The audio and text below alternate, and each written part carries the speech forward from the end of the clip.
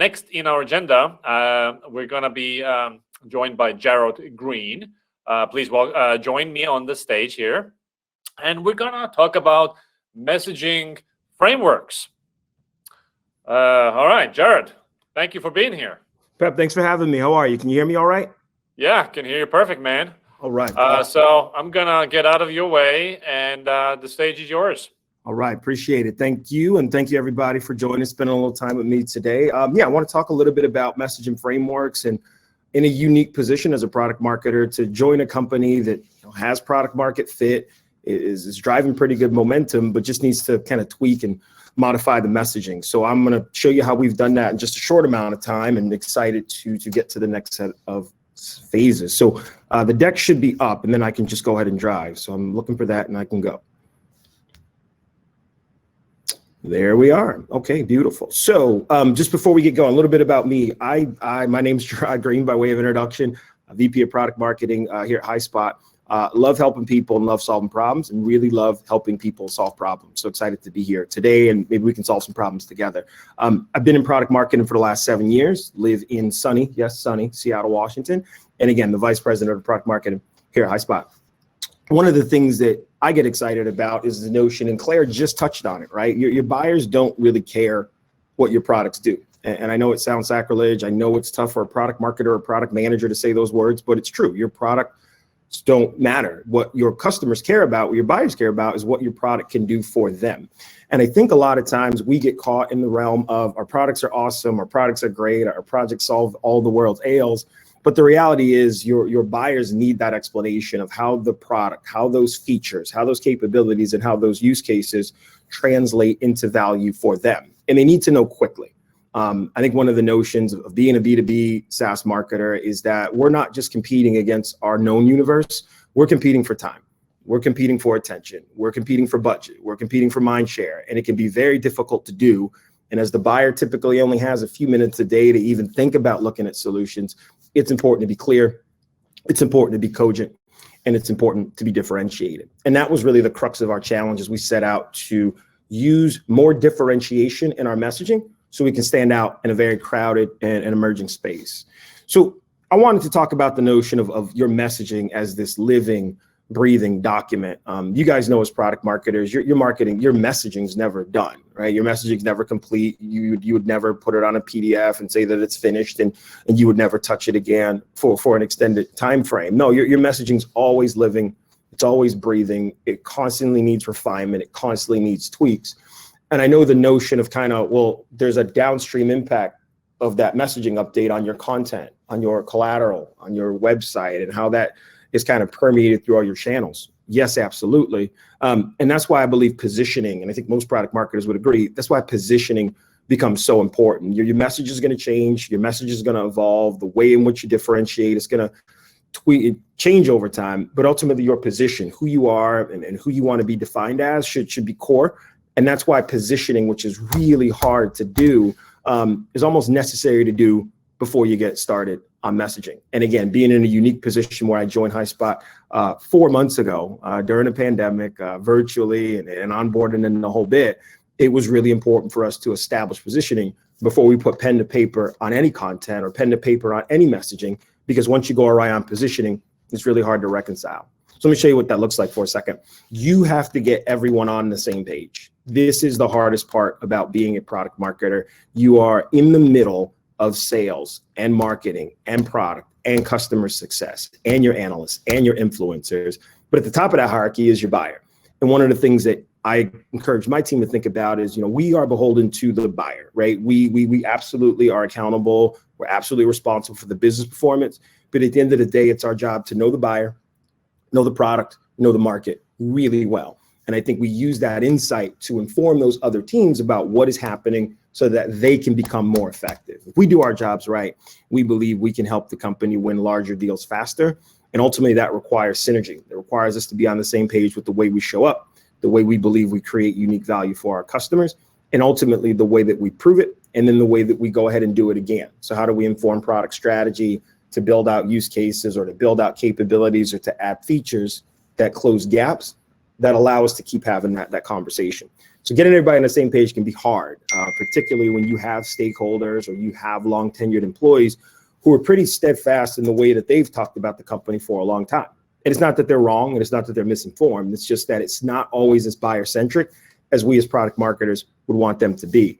And so again, we think about the notion of compelling events, and compelling events are not just all abound for you and all around for you, but they're all around for your buyer. I had the pleasure of listening to the last speaker, Claire, for a bit, and she talked a little bit about launch. We think a lot about launch. We think a lot about release. We think about the difference between the two. We think about new initiatives that we have to launch as a company. We think about new competitors that enter the landscape, the things that they build, the products that they acquire. How does that create friction for us in our go-to-market strategy? And sort of what are the mitigating approaches we can do to minimize those risks? We might want to attack new verticals. We might decide that, hey, we really have appeal in one particular industry. We may want to attack new regions. We may run into new regulations, new whatever you want to put there. And you as a product marketer are constantly in the middle of compelling events. Things are changing at your business every single day, sometimes including new executives who come in and have a new point of view on the way things need to be done. And that in itself creates a compelling event. And rather than run away from it, I encourage us to run towards it. I encourage us to run right at the compelling event and just use it as a catalyst to drive the change you've been meaning to drive for a long time. You absolutely want to get everyone on the same page. You absolutely want a compelling and cogent and clear messaging framework. Use these compelling events as an opportunity to do that. And if you had to break it all down, I'd say that there's probably 7 steps to take to get to this living messaging framework, which will evolve over time as you run into more of these compelling events. And what I want to do is break down each of these as we go through it, because over the last 16 weeks at HighSpot, this is exactly what we've done. And I'd love to be able to come back and share some of the results we've been able to achieve, but we're not there yet. We're in the midst of doing this work as we speak. And so again, for us, it started with positioning. This is the really scary part of doing the messaging work. I mean, ultimately, you're going to go ask some of your go-to-market leaders and your customers, right? Who do we serve? Who is our primary audience, right? Who actually do we serve? You're going to get a wide range of answers. The context matters, but when you ask who are we actually for, who are the types of customers, the types of organizations, the types of businesses that we provide value for, you are going to get a wide range of answers. And that's okay. That's by design, right? If you ask a marketer, they're going to give you a point of view. You ask a seller, they're going to give you a different one.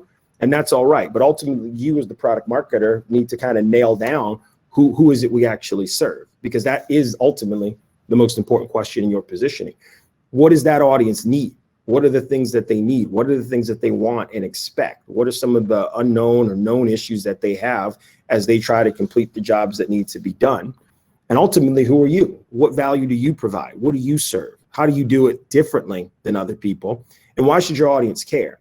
And I think one of the things that sometimes we miss in our execution of the messaging is, well, how do we prove it?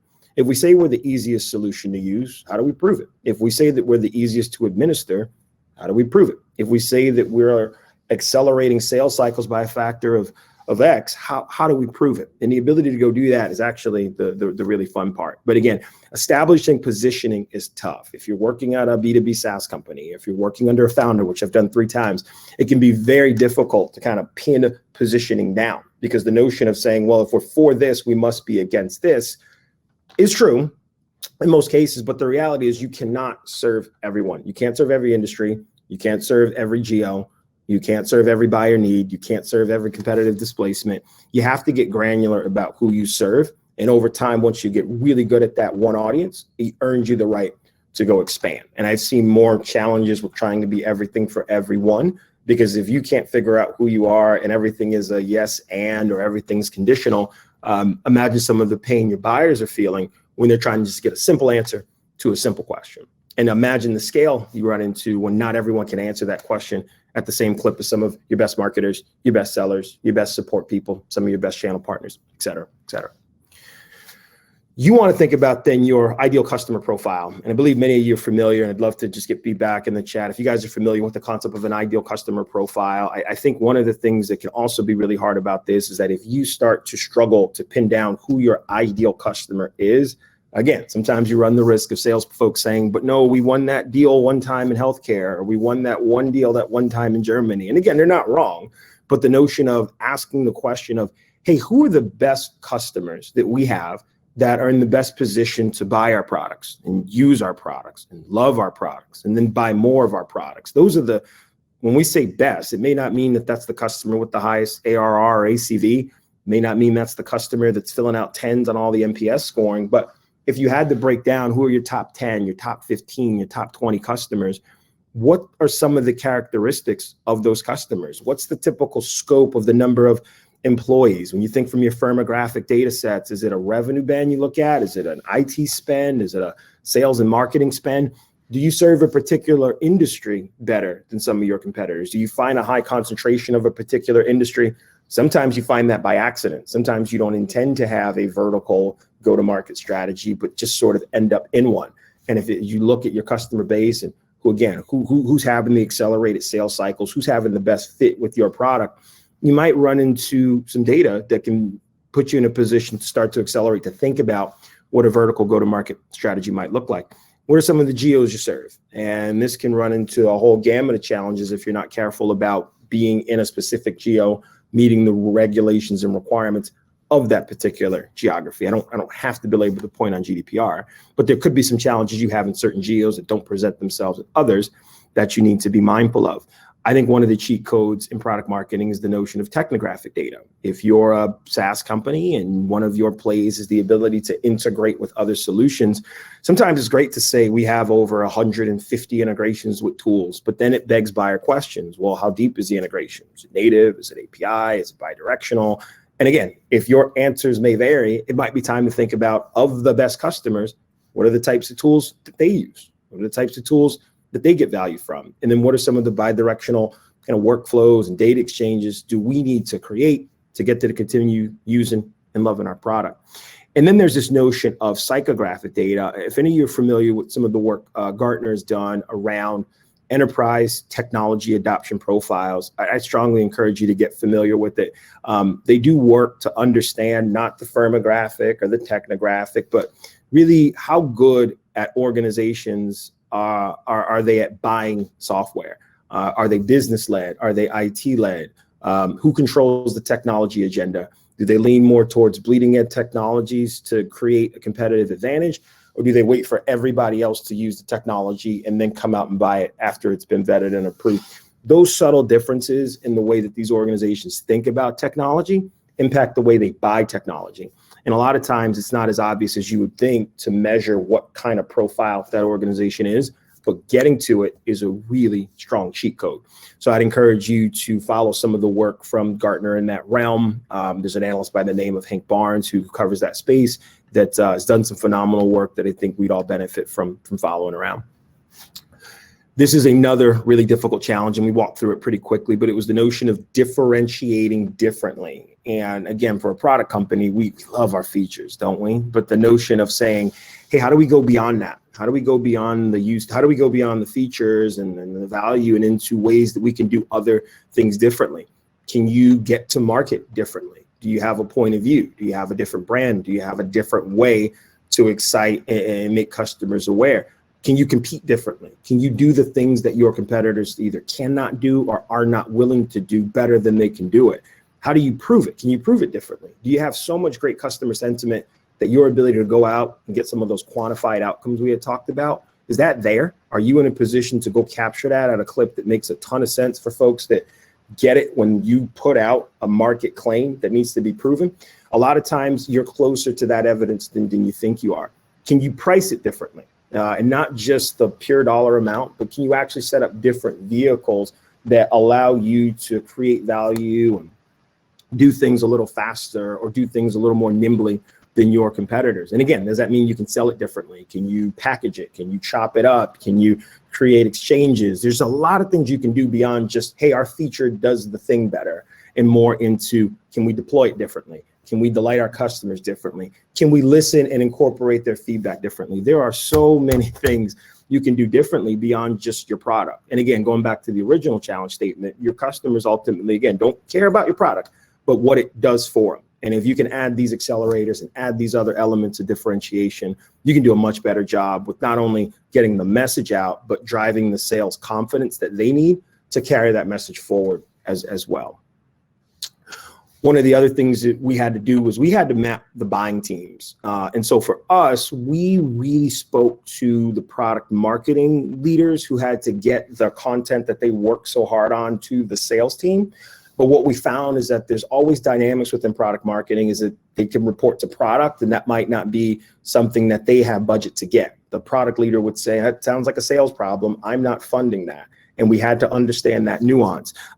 We would also speak to sales enablement pros who say, yeah, I want a sales enablement solution, but I don't have the content from the product marketing team to put in here. So if it's just sales training, do I need a sales enablement platform? We had to do some nuances to understand, okay, what are the characteristics? What's the composition of the group that is buying our tool? And how often and how many configurations of that group actually exist? And what are the persistent dynamics within that group? So do we find that we see more buyer politics in certain industries? Do we find that we run into more technology related objections in certain geographies? We actually had to get in a virtual room, socially distanced, of course, to start to vet out who's on our committee. And I highlighted procurement because every single one of us has to deal with procurement. And I think one of the things that we do sometimes is forget that at the end of the day, someone in procurement, someone in finance is going to look at this deal that we've proposed, and everyone's going to be aligned around it. But finance is actually playing air traffic control on the projects that they believe will create the most value for the business. So sometimes even when you got the sales leader, the CMO, even when you got everybody aligned on the thing, how often does procurement kind of stall and prevent us from moving as fast as we want to? And I love my procurement friends, but I really, really think that we need to find ways to deliver value to them. And our messaging can play a key role in helping the procurement professional understand the way we create value for their business. And if we win the procurement professional, everything else gets easier. We might even jump the queue on some other projects. So this was work we had to do to figure out that, yeah, our committees get interesting. And what we learned actually is, in addition to procurement, sales operations is a really core and key persona for us. They actually control the keys to the kingdom in terms of setting priorities for the sales leader. So while we might have been trying to knock on the sales leader's door to say, hey, we have a solution that can solve all your needs, they would direct us back to the sales operations leader, who probably had anywhere between 3 or 4 active projects going on at any one given time. And the ability to get slotted in the queue the right way has been a key catalyst for us in just a short amount of time, as we've learned this really key persona. Then this is the fun part. You got to go out and gather these information gaps. And these information gaps are the things that exist between what the buyer wants to know and what we as a go-to-market team can tell them.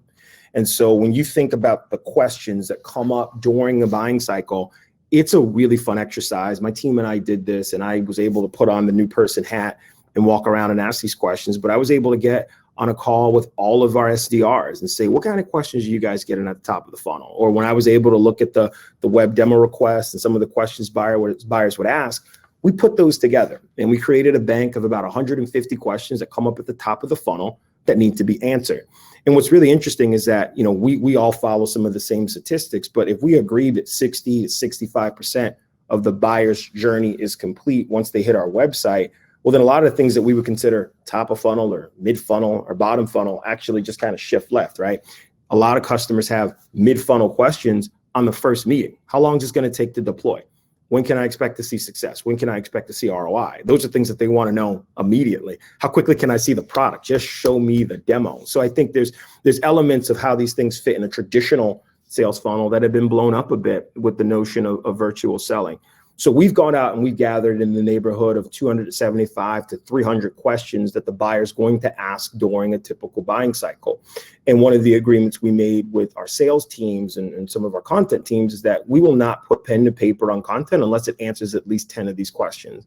That got us to a point where we don't have to create a piece of content that says a message that serves a narrow need. Remember, we're firm in our positioning and what we do and who our audiences are and what challenges they have and what they need to know. So the notion of kind of working backwards to make sure everything created fits this is a really good way to apply an SLA. So you're never reactive in your content creation stage. So again, take the analyst answers that exist, take the marketing answers that exist, take the seller answers, take your RFP response tool, take all the answers you have, and take a look at those. Because again, as you launch new things, as you create new features, as you create new value, as you incorporate new partners, your message is going to change. So are some of these answers. And I know we're almost at time, but I think it's two really important steps to go do. Again, this is the really fun part. Go out and create these storylines.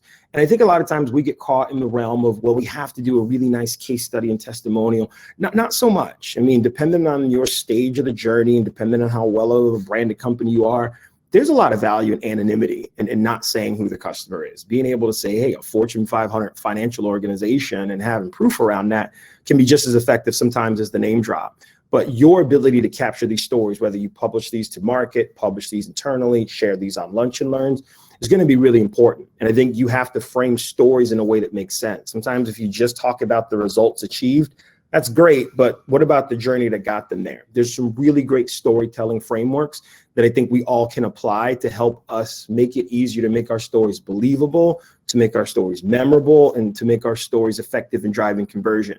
So we always start with not just the challenge of the practitioner, but we start with the business challenge. What's going on at company X that drives a need to change behavior or to invest in sales enablement or to invest in sales training? Stock price go down? Was there a global pandemic or something? So we try to think about what's happening in the business. What are the implications on the people in that committee that we talked about? What are some of the ways that they need to effectively respond to that implication?